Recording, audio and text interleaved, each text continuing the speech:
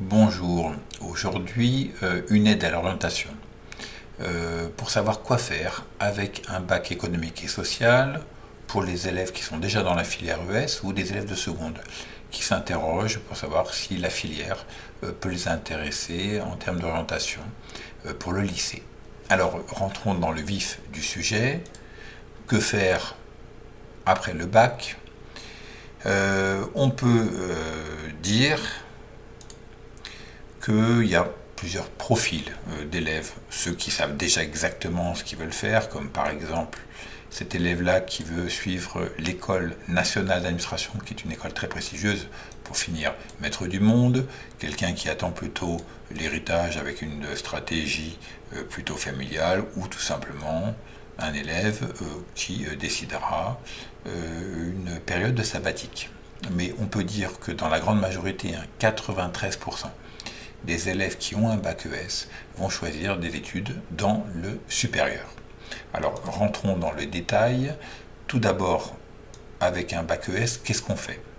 Alors la majorité, vous le voyez ici, 60% des bacheliers, presque 2 sur 3, ES, vont à l'université. L'université ouvre vers soi un master, 2, c'est ce qui est le plus courant chez les élèves, donc bac plus 5, master 2, ils peuvent pousser un doctorat, parfois une simple licence. Et ça ouvre à des études par exemple de droit, que vous avez ici, sciences humaines, sociaux, économie, langue vivante, pourquoi pas. Et il est assez facile d'y rentrer puisque par définition le bac vous donne l'accès à l'université puisque le bac est un diplôme universitaire. Deuxième voie pour les bacheliers ES que vous avez ici, 20%, un élève sur 5. Il choisit à l'inverse ici une filière plutôt courte, BTS ou DUT. Là, c'est-à-dire un bac plus 2.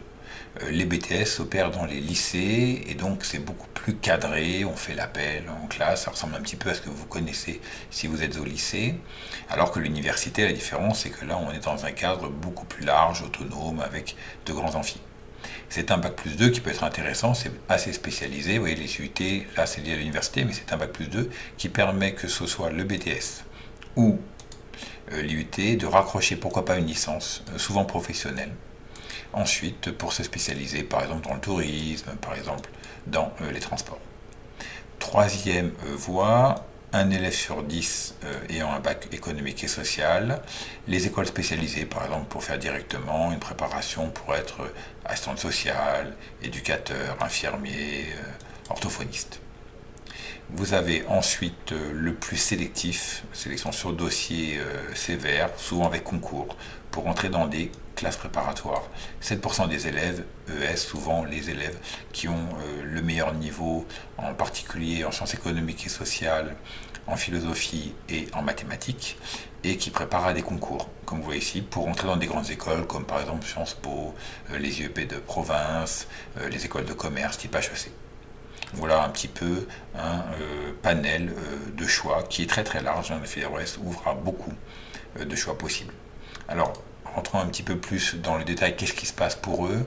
On a remarqué une très bonne réussite des bacheliers ES, ce sont ceux qui réussissent le plus de tous les bacs généraux. Exemple, à l'université, pour ceux qui rentrent en troisième année, vous voyez en 2 ans pile, 40%, c'est-à-dire que ils n'ont pas redoublé une seule fois. En droit, pourtant en droit c'est pas facile, c'est vraiment une université avec une filière en droit qui est vraiment exigeante, contre 33% des élèves d'autres filières qui réussissent sans redoubler. Donc on voit qu'ils réussissent pas mal. Les élèves ES, ils ont un niveau convenable et ils ont choisi en général leur orientation de manière sérieuse. Ils peuvent aller vers des écoles prestigieuses type Sciences Po Paris et on le voit. Ils sont majoritaires, puisque vous voyez qu'ils sont la moitié ici des bacheliers rentrant à Sciences Po Paris, contre 38% de S et 12% de L. Pourquoi? D'abord parce que la filière ES prépare bien ce type d'école, et aussi parce que les autres bacs ouvrent parfois pour S à des écoles d'ingénieurs ou de médecine qui n'intéressent pas les élèves de ES et qui se dirigent plus vers ce type d'école de Sciences Po ou de commerce. Alors, pour quel métier? Parce que c'est vraiment la question importante ensuite qu'on se pose.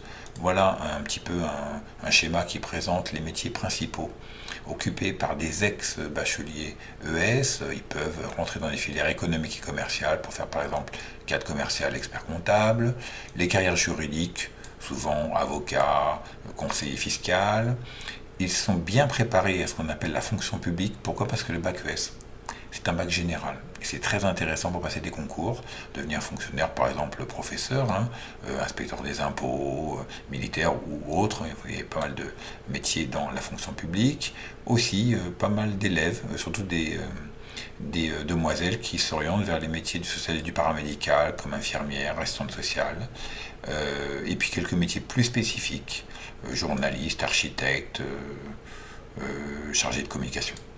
Donc voilà un petit peu pour vous aider, je vous conseille fortement d'aller sur le site de l'étudiant et d'autres sites. Hein. Pourquoi? Parce qu'on peut vous aider, vous avez sur cette première page des possibilités de recherche par métier, par critères, par salaire pour vous orienter en fonction de vos objectifs et de vos exigences. Et puis il y a aussi également pas mal de témoignages, dont celui-là que je trouve intéressant, celui de Tiffaine, qui a décidé de se lancer dans une carrière juridique au début de l'université, en fac de droit, et puis qui s'est rendu compte que pour elle c'était un petit peu difficile parce qu'il faut beaucoup d'autonomie à l'université, et donc qui s'est orientée ensuite vers un DUT de carrière juridique, donc un peu plus simple, un peu plus cadré, et à qui ça a bien plu. Donc voilà pour votre orientation, le niveau est important, la capacité d'autonomie aussi, les perspectives de carrière, et avec cela, j'espère vous avoir aidé à votre orientation. À bientôt.